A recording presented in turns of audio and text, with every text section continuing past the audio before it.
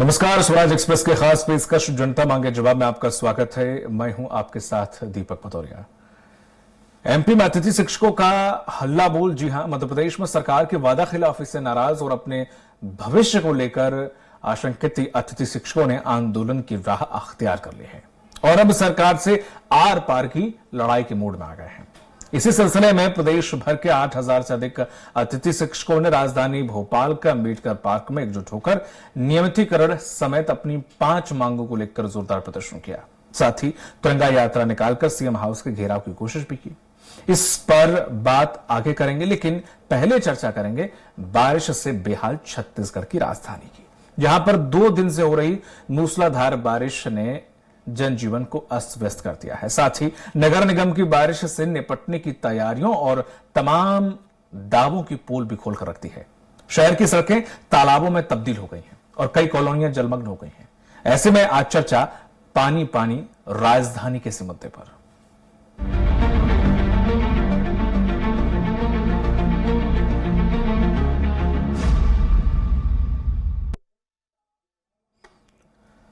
मूसलाधार बारिश से राजधानी रायपुर के कई इलाके जलमग्न हो गए हैं।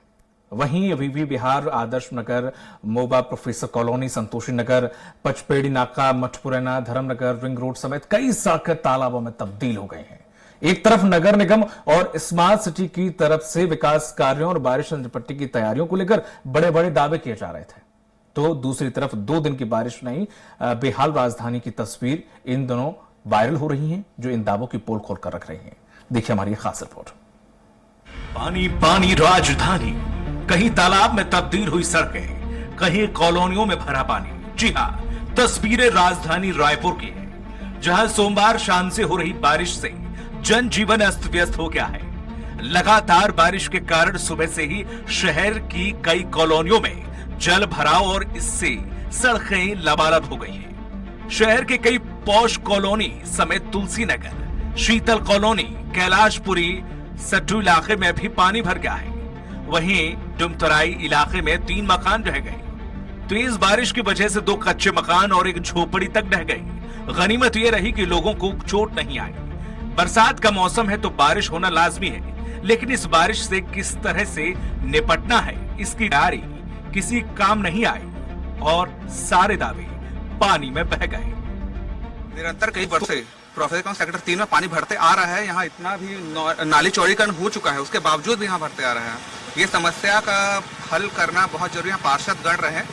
भैया, ये जल भराव की स्थिति किस तरह का कहना है? जल भराव की स्थिति बहुत ही दयनीय स्थिति है। यहाँ पर हमारी बहुत ही दयनीय स्थिति है।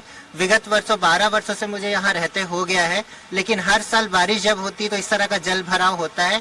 इस जल भराव के साथ होता यह है कि आसपास तालाबों की जो गंदगी है प्लस नाली की गंदगी है, इस भराव के कारण वो घरों तक आ जाती है, जिससे बीमारियों का होने का चांसेस बहुत ज्यादा बढ़ जाता है। ये नाला निर्माण किया गया, इसके बाद इस तरह की स्थिति निर्मित हो रही है। नाला निर्माण कर दिया, लेकिन उसकी साफ सफाई नहीं हो रही है।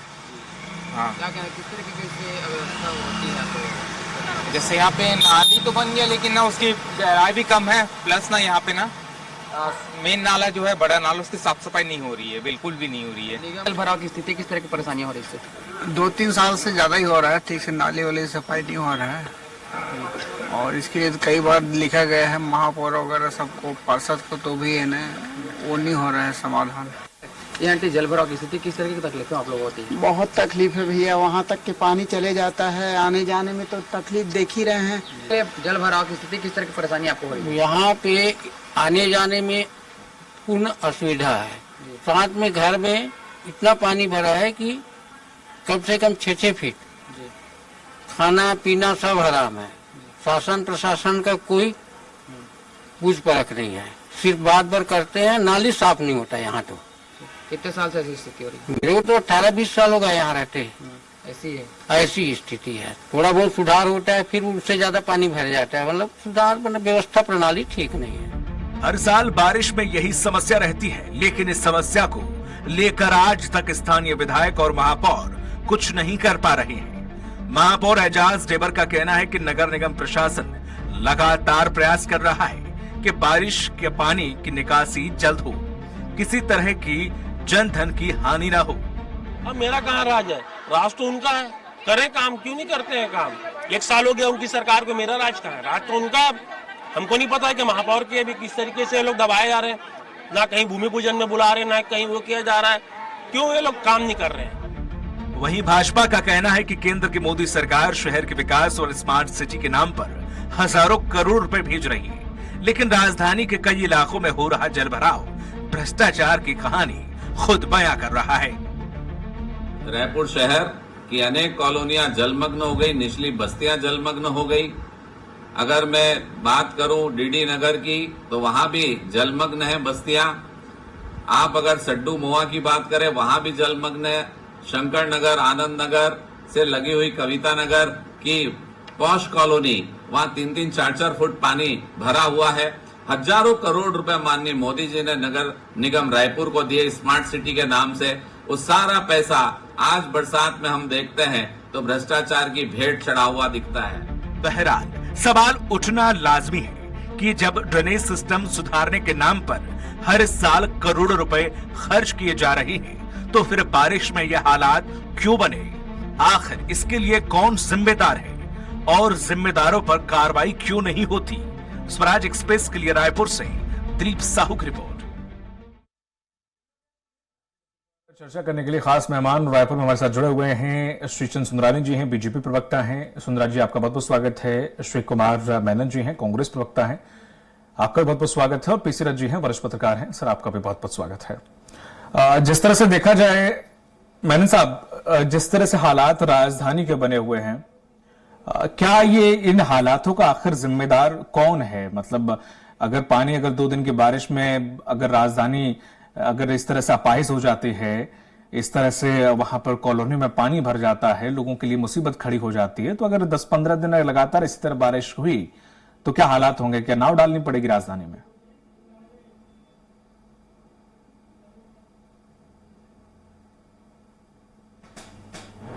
जो स्थिति बनती है ये देश के अंदर में, हम रायपुर की बात, हम प्रदेश की अगर पहले बात करें तो आज बिलासपुर के अंदर में, जगदलपुर के अंदर में, अंबिकापुर के अंदर में, धमतरी के अंदर में, पखांजू के अंदर, तमाम शहरों के अंदर में परिस्थितियां वैसी है जैसी रायपुर में। जहां तक मैं बात करूंगा तो देश की हजारों को 1 लाख करोड़ का बजट का मुंबई नगर निगम है, दिल्ली नगर निगम है, चाहे चेन्नई नगर निगम हो, बेंगलोर का हो, सब जगह स्थिति तब आती है जब बाढ़ में स्टॉर्म वाटर आता है या अचानक बरसात एक पर्टिकुलर समय के अंदर बहुत ज्यादा बरसात जब हो जाती तब होता है।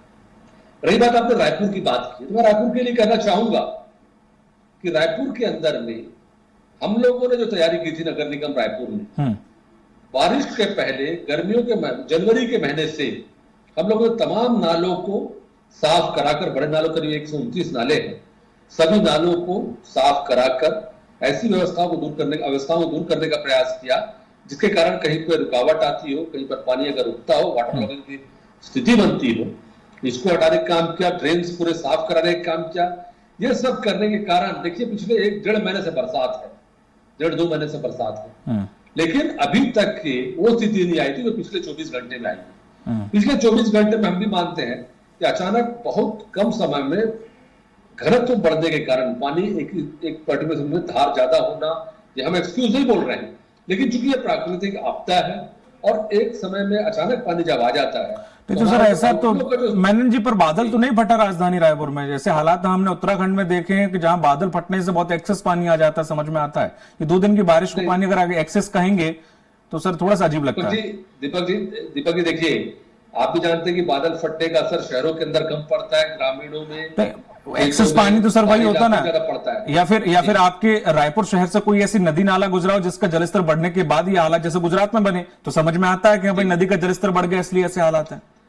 देखिए, रायपुर शहर के अंदर में उन्हीं बस्तियों में जलभराव की स्थिति बनती है जहां पर ऑलरेडी वो बस्तियां निचली बस्तियों में बसी है, और जो बसाहट है आज से 20 साल, 30 साल, 40, 50 साल पुरानी बसाहटें हैं, उन बसाहटों को आप हटा नहीं सकते। उनकी सड़कें, उनकी नालियां उन्हीं घरों के अनुरूप बनाई गई है।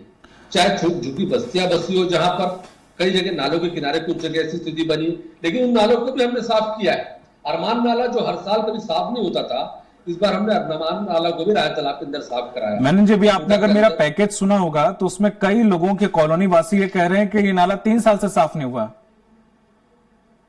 और अपनी अपनी बाइट एजाज देवर जी की सुनी होगी, जो कि महापौर हैं। उन्होंने साफ कहा है कि हमें तो दबाया जा रहा, हमें काम ही नहीं करने दिया जा रहा, वही कर ले काम। जब एक महापौर अगर ऐसे स्टेटमेंट देता है, तो जब वो ये कह रहा है कि मुझे काम नहीं करने दिया जा रहा, वो अपना काम दूसरे पे थोप रहा है, तो फिर इसमें अब उन्हें उनका दायित्व फिर क्या रह जाता है? फिर तो फिर कोई काम बनता ही नहीं उनके लिए, अगर वो ऐसा स्टेटमेंट देते हैं तो। महापौर ने किस संदर्भ में ये कहा, ये तो मैं नहीं जानता, लेकिन एक सच्चाई है कि आयुक्त से लेकर चपरासी तक का ट्रांसफर, पोस्टिंग, ये सब चीजें आज डायरेक्टरेट या शासन स्तर पे हो रहा है या विधायकों के घरों से हो रहा है। स्थितियां ये बन गई है दीपक जी कि अभी डिजास्टर मैनेजमेंट का समय है। आज पूरे जो बाढ़ राहत के हमारे इंचार्ज थे, उन अधिकारियों का ट्रांसफर आप धमतरी, जगदलपुर ऐसे जगहों पे कर दे रहे हो एन बरसात के समय में, एन बाढ़ के समय में। ये किसकी गलती मानी जाएगी? ये शासन की गलती मानी जाएगी। शासन स्तर पे आज 147 इंजीनियरों का ट्रांसफर कर दिया गया।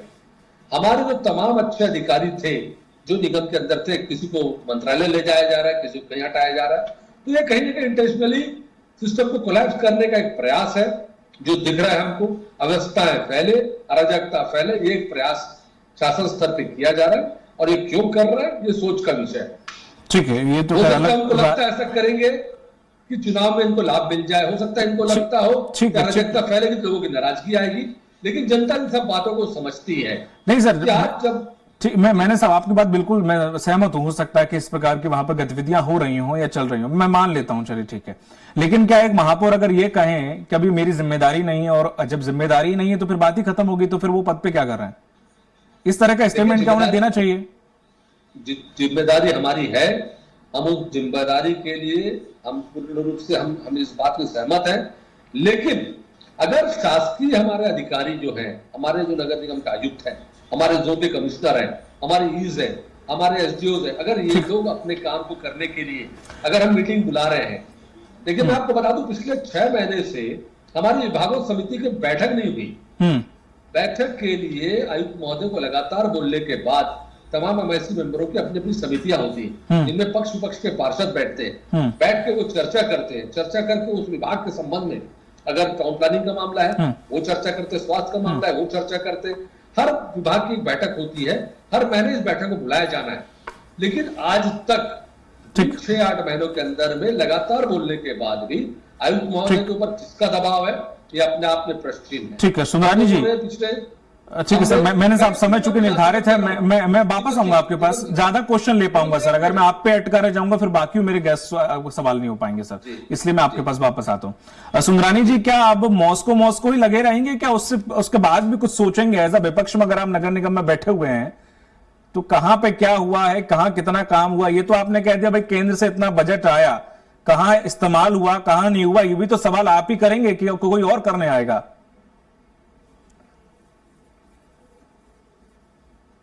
दीपक जी, पिछले 15 सालों से रायपुर नगर निगम पे कांग्रेस का कब्जा है, और जब तक डॉक्टर रमन सिंह जी की सरकार थी पर्याप्त पैसा नगर निगम को मिला, और उसके बाद 5 साल तक भूपेश बघेल जी की सरकार थी, और अब एक 8-9 महीने से भाजपा की सरकार है, विष्णुदेव साय जी की सरकार है। मैं स्वयं भी विधायक रहा हूँ, बिल्कुल जी, बिल्कुल पता है। 18 तक मैं स्वयं, मेरा बहुत सारा क्षेत्र पानी के डुबान क्षेत्र में आता था, लेकिन होता ये था कि हम पहले से अलर्ट हो जाते थे।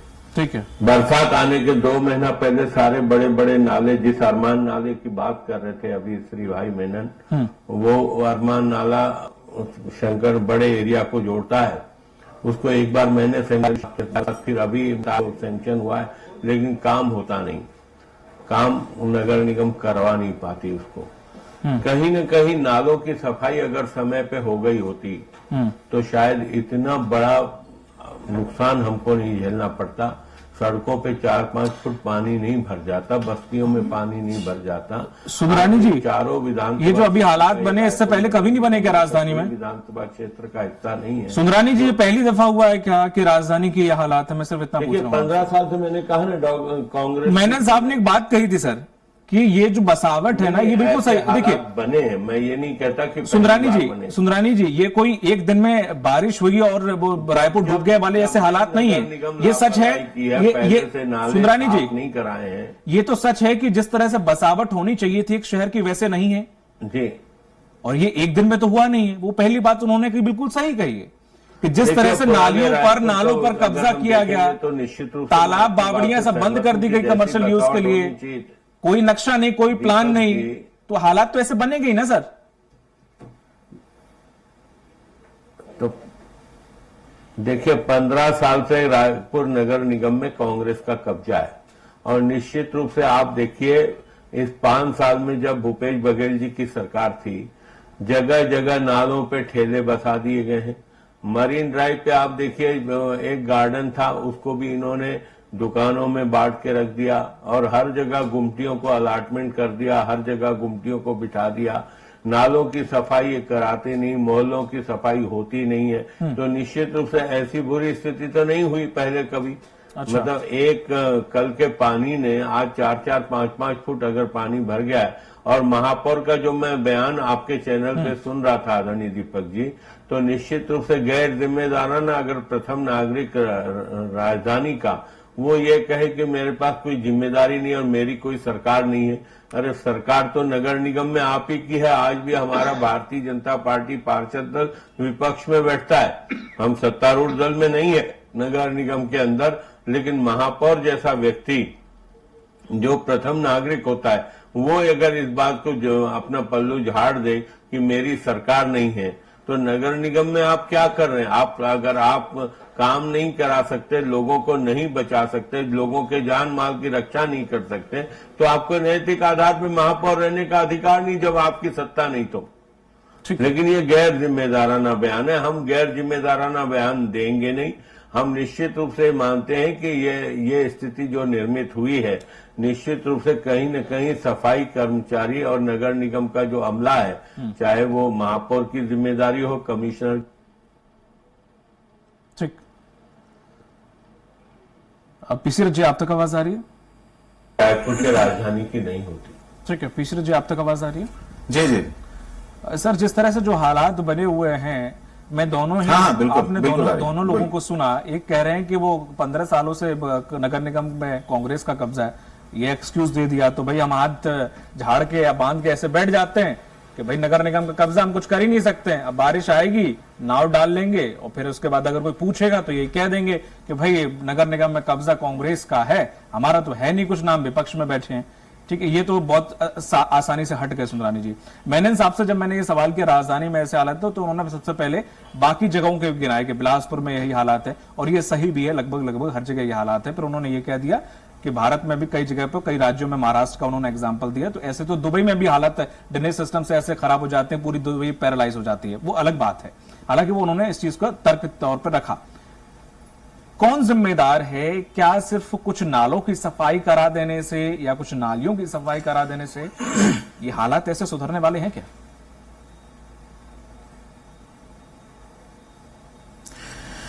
देखिए, रायपुर में और दूसरे जगहों में जो जल भराव की समस्या है उसमें एक बुनियादी अंतर है।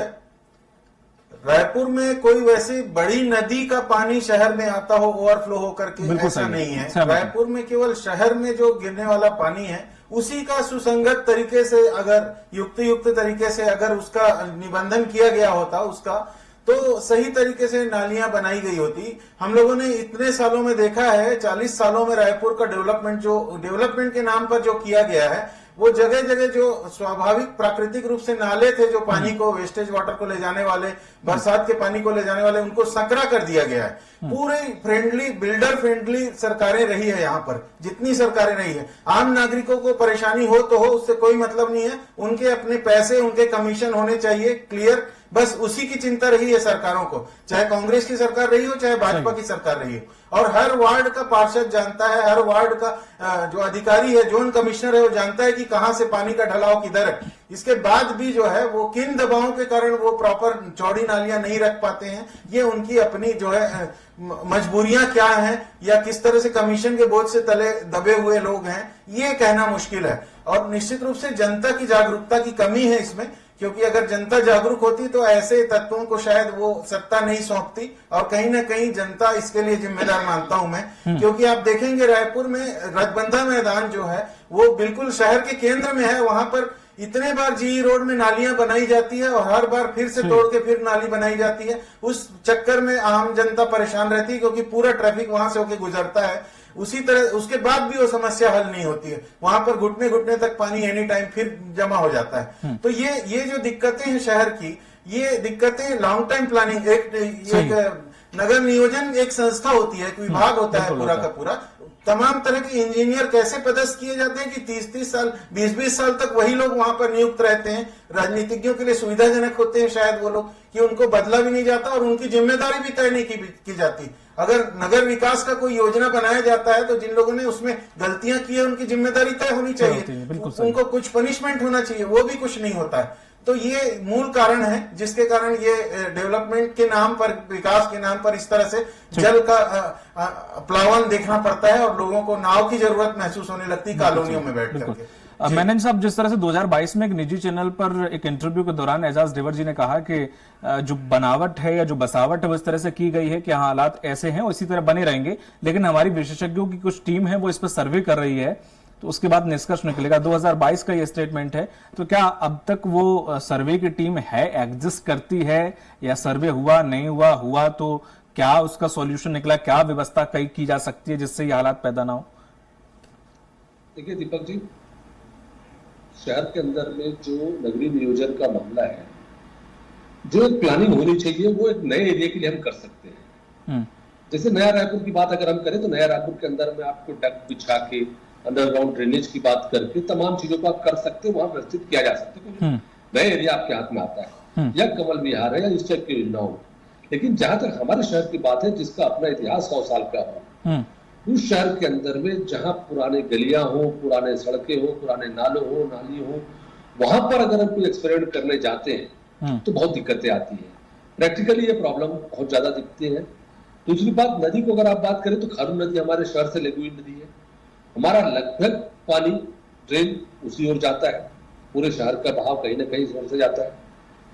हमारी व्यवस्थाएं जो बननी चाहिए, बड़े बात श्री चंद्र जी ने कुछ बात करी, मैं उनका भी जवाब देना चाहूंगा कि केंद्र की सरकार ने जो दिया पैसा, केंद्र से सरकार रायपुर के अंदर में जो पैसा दिया उससे दुगनी रकम करीब 1500 करोड़ मनमोहन सिंह जी की सरकार ने जवाहरलाल नेहरू शहरी नवीनीकरण योजना के तहत दी हुआ है रायपुर को। हम लोगों ने वो पैसा दिया, जब सुनील सोनी मेयर थे उस दौर में वो चीज मिला था।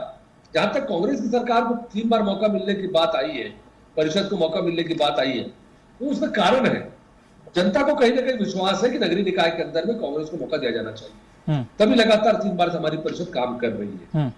और चौथी बार भी एक चुनाव होगा, उसके बाद भी कांग्रेस की परिषद जीत कर आएगी। जहां तक बात सरकारों के द्वारा नगरीय निकाय को मदद करने की रहती है, हमारे देखिए हमारी लिमिटेशन है, हम हर चीज को टेक्नोलॉजी बेस्ड, आज टेक्नोलॉजी बेस्ड समय है। हमको शहर के अंदर में कैसे इन बरसात के पानियों का जलभराव रोकने के योजनाओं को पर काम करने की आवश्यकता है। दूसरे शहरों के अनुभव को देखकर उसको काम करने की आवश्यकता है।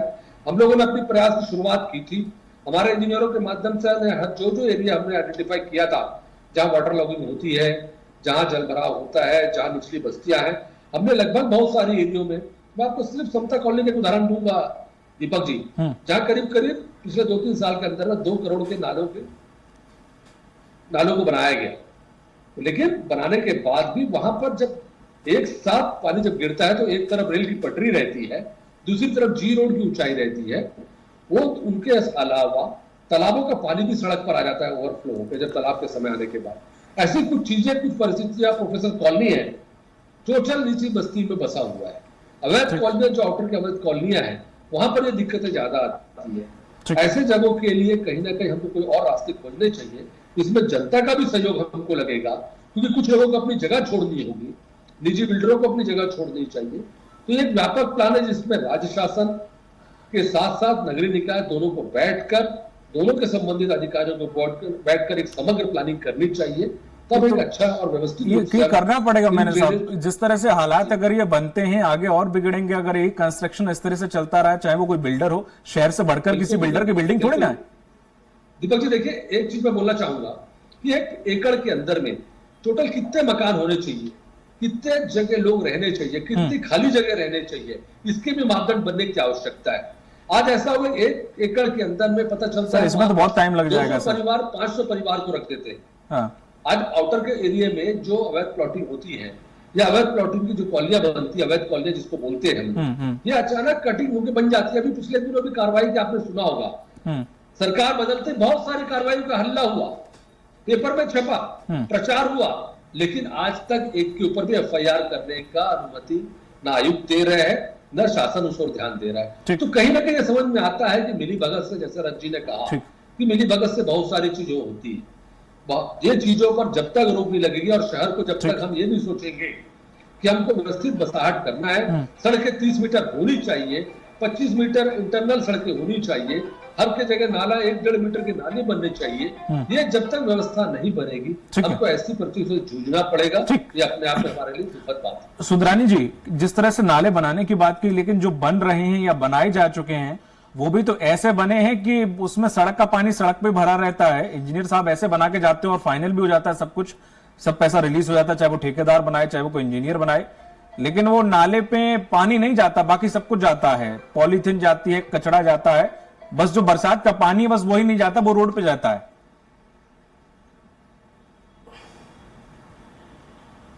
दीपक जी, पैसा चाहे केंद्र सरकार दे, केंद्र सरकार कांग्रेस की हो या भाजपा की हो, या राज्य सरकार कांग्रेस की हो या भाजपा की हो, राज्य सरकार और केंद्र सरकार का काम है पैसा देना विकास के लिए। लेकिन बड़े दुर्भाग्य से कहना पड़ रहा है, श्री भाई को भी मैं सुन रहा था, वे बड़े अनुभवी पार्षद हैं, लगातार नगर निगम में प्रतिनिधित्व कर रहे हैं, लेकिन अगर उसका सदुपयोग नहीं होगा, नाले सही नहीं बनेंगे, सब बनाने की जिम्मेदारी किसकी है? कोई राज्य सरकार तो नालों का निर्माण करती नहीं, कोई प्रदेश सरकार नालों का, केंद्र सरकार नालों का निर्माण करती नहीं। निर्माण एजेंसी के ही व्यक्ति कहें, इतने सीनियर पार्षद कहें कि नालों का निर्माण सही नहीं हुआ, और सही नहीं हुआ तो सही करने की जिम्मेदारी किसकी है? दीपक जी, नगर निगम अगर सही व्यवस्था करे, टाटा कंसल्टेंसी जो सेंट्रल गवर्नमेंट की एजेंसी है, टाटा कंसल्टेंसी जो स्मार्ट सिटी का भी काम देखता है और नगर निगम का भी काम देखता है, जिनका हम एक्सपर्टाइज लेते हैं, उनके एडवाइस पे जब हम काम कर रहे हैं, उसके बाद हमारी कहां से आप श्री भाई, मैं भी पार्षद रहा हूं जी,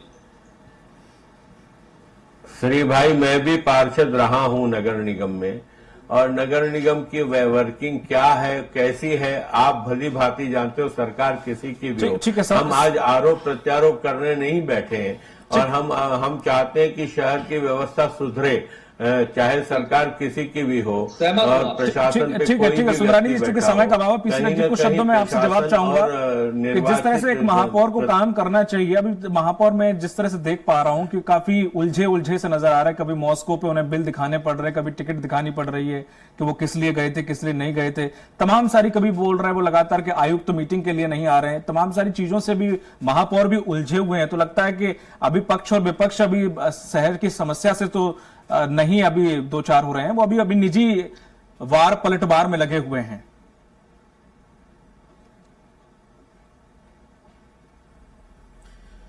जी, तो अभी जो स्थितियां हैं उसका सही तरीके से मूल्यांकन करके महापौर को राज्य सरकार के प्रतिनिधियों के साथ, यानी कलेक्टर और दूसरे जो विभागीय सचिव हैं उनके साथ एक प्राथमिकता के साथ रायपुर शहर की और दूसरे बड़े शहरों में जो जल भराव की समस्या है उसका मूल्यांकन करना चाहिए, और नीतियां तय करनी चाहिए कि हम यहाँ क्या कर सकते हैं, यहाँ क्या कर सकते हैं। उसमें लीगल पहलुओं को भी ध्यान में रखना चाहिए कि कहाँ पर बस्ती निचले स्तर पर बसी हुई है, कहाँ पर सड़क ज्यादा ऊंची होने से दुकानों में पानी भर रहा है, कहाँ पर लोगों की जीविका पे व्यवधान उत्पन्न हो रहा है, ये सारी चीजों को ध्यान में रखते हुए। और दूसरा सवाल है लेआउट का, कि सुप्रीम कोर्ट का स्पष्ट निर्णय है कि तालाब के किनारे में अवैध कब्जे नहीं होना चाहिए, तालाबों में अवैध कब्जे नहीं होने चाहिए। रायपुर शहर तालाबों से भरा पूरा था, कितने तालाब यहाँ के पट गए। हर तालाब का एक पुराना सिस्टम हुआ करता था, एक तालाब से दूसरे तालाब, दूसरे तालाब से नदी तक के पानी जाने का एक ओवरफ्लो का सिस्टम था, वो पूरा तहस नहस कर दिया गया है।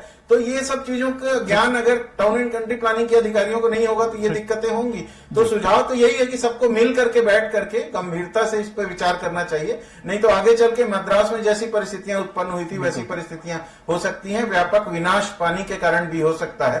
तो उससे सावधानी रखें और उसके लिए तैयारी रखें ताकि फ्यूचर में ये दिक्कतें ना हो। इस बार तो हो गई है, आगे की समस्या ना आए, इसके लिए प्रयास करें मिलजुल के और राजनीतिक स्वार्थ से अलग हट करके इसको लेकर के देखें ताकि सही जनता को सही हालात मिल सके और जीवन उपयोगी हो सके यहाँ पर जनता का। जी बिल्कुल। सुंदरानी जी, जब आप विधायक थे तो थोड़ा तेज था, आजकल वो तेज आप में नजर नहीं आ रहा है। सतीश भैया को साइडलाइन कर दिए गए। नहीं ऐसा नहीं तेज नहीं है, बहुत बहुत शुक्रिया। ठीक मैं तो उतना ही लड़ सकता हूँ, मेरा छोटा भाई सामने बैठा है। चलिए ठीक है। और नगर निगम की कार्य प्रणाली से वो भी वाकिफ है, मैं भी वाकिफ हूँ। चलिए ठीक है, बहुत बहुत शुक्रिया। पार्षद भी रहा हूँ, विधायक भी रहा हूँ। इस परिचर्चा में जुड़ने के लिए शहर की समस्या मिलजुल कर हमको समाधान खोजना चाहिए। प्रशासन के साथ बैठ के महापौर का जैसा रवैया दिखा आपके चैनल पे आज, बिल्कुल बड़ा दुर्भाग्यजनक लगा। ठीक है, बहुत बहुत शुक्रिया इस परिचर्चा में शामिल होने के लिए सुंदरानी जी आपका, मैंने जी आपका और पिछले जी आपका भी। तो आज हमने चर्चा की बारिश से बेहाल राजधानी रायपुर और बेसुध जिम्मेदारों की। खैर, बारिश और जल भराव की स्थिति से निपटने के वादे और दावे तो हर साल बहुत आयत में किए जाते हैं, लेकिन जमीनी हकीकत क्या है और जिम्मेदारों के दावों में कितना दम है, ये महज 2 दिन की बारिश में ही सबके सामने आ गया। बहरहाल अभी वक्त हो चला है एक छोटे से ब्रेक का। ब्रेक के बाद बात करेंगे एमपी में टेंशन में टीचर की।